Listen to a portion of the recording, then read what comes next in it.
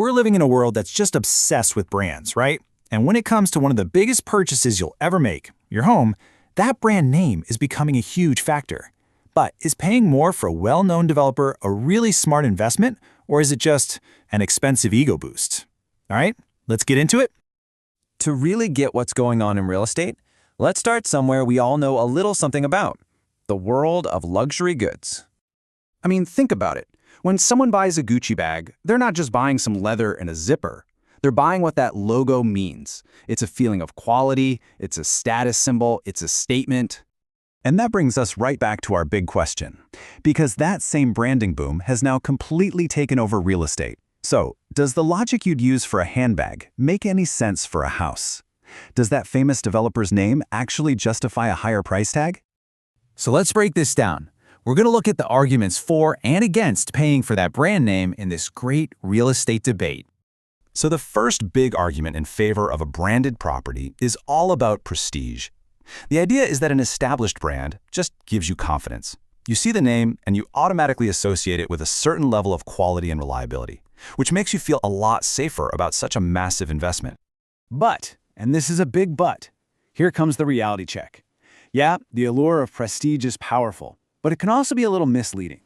A flashy brand doesn't automatically guarantee perfect construction.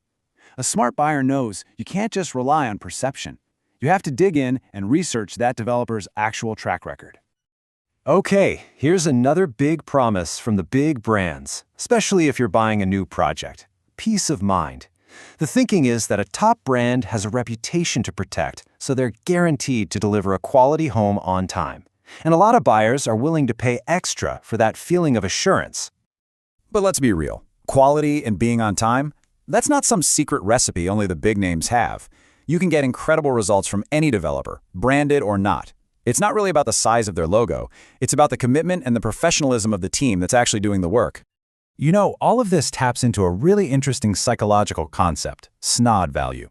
It's this idea that when status symbols matter, owning a home from a famous builder isn't just about the house itself. It's a statement. It tells the world you've arrived.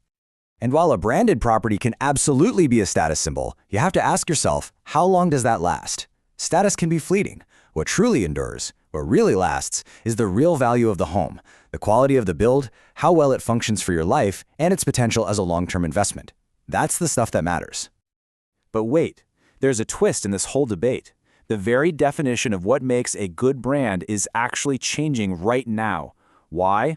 Because a whole new generation of buyers is entering the market, and they see things a little differently. For younger buyers, we're talking about millennials and Gen Z, the checklist looks different.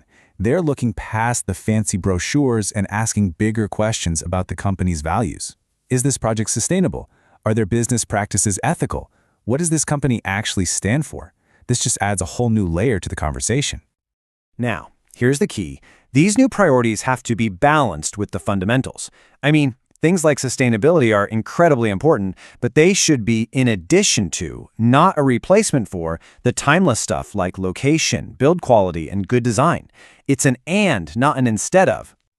So, after going back and forth on all these arguments, where does that leave us? Well, it all comes down to the ultimate question for any potential homebuyer. Let's be fair. A strong brand isn't meaningless. It can offer some real, even if they're intangible, benefits. It can give you that sense of reliability, that feeling of prestige, and yeah, that social status that a lot of people really do value. At the end of the day, though, a savvy buyer has to stay grounded. The final decision shouldn't be about the status, it should be about the substance. And that means doing your research and putting the real, tangible, long-term value of the property first. So, I'll leave you with this to think about. As you're looking at your options, are you really paying for a developer's promise of quality and reliability, or are you just paying extra for a lifestyle brand, kind of like you would for a designer bag? The answer to that question will define the real value of your investment.